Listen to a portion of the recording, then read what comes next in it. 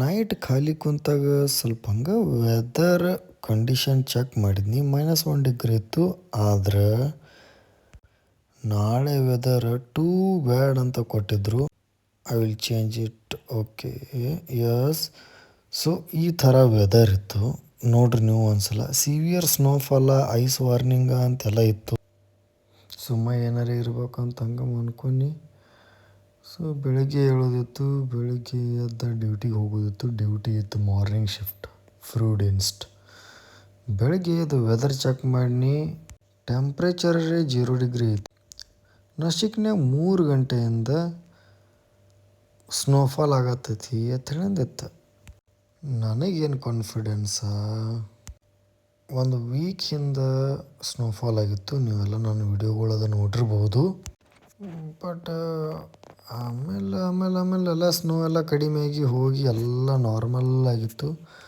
ಏನಾಗಿದ್ದಾಗಲಿ ಹೇಳ್ತೇವೆ, ಹೊರಗೆ ಬಂದು ನೋಡ್ತೀನಿ ಫುಲ್ ಸ್ನೋ ಬೀಳಕತ್ತು ಬಿಡೈತಿ. ಮತ್ತು ವಾಪಸ್ ಆ ಶೂಸ್ ಒಂದು ಸ್ನೋಫಾಲ್ ಅಂದ್ರೆ ಸ್ವಲ್ಪ ಗ್ರಿಪ್ ಇರೋ ಶೂಸ್ ಬೇರೆ ಅದಾವು.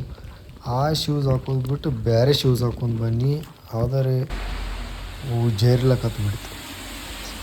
ಬಸ್ ಸ್ಟಾಪಿಗೆ ಬನ್ನಿ, ಸ್ನೋಫಾಲ್ ರೀ ಮಸ್ತ್ ಬೀಳಕತ್ತಿತ್ತು.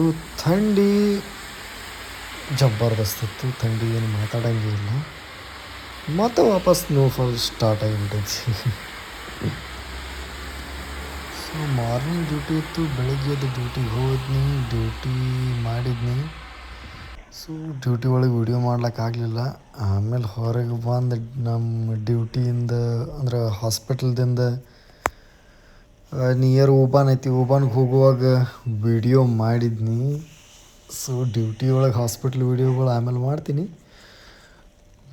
ಏನು ಮಸ್ತ್ ವ್ಯೂ ಇತ್ತಂದ್ರೆ, ಅಯ್ಯೋ ಸ್ವರ್ಗದಾಗದೀನಿ ಏನೋ ಅನಿಸ್ಬಿಡ್ತು ಒಂದು ಕ್ಷಣ. ಭಾರಿ ವ್ಯೂ ಇತ್ತು. ಸೊ ಎಲ್ಲ ಎಂಜಾಯ್ ಮಾಡಿದ್ನಿ. ಸ್ನೋ ಹೆಂಗೆ ಬೀಳತ್ತಿತ್ತಂದ್ರೆ ಎಲ್ಲ ಮೋತಿ ಮೇಲೆ, ಜಾಕೆಟ್ ಮೇಲೆ ಎಲ್ಲ ಮಸ್ತ್ ಹೆಂಗೆ ಬೀಳತ್ತಿತ್ತು. ನಿಮಗೂ ತೋರಿಸ್ಬೇಕು ಅನ್ನಿಸಿ ವಿಡಿಯೋ ಮಾಡಿದ್ನಿ. ಚಾವ್ ಬಾಯ್ ಸಿಗೋಣ ನೆಕ್ಸ್ಟ್ ವಿಡಿಯೋ ಒಳಗೆ.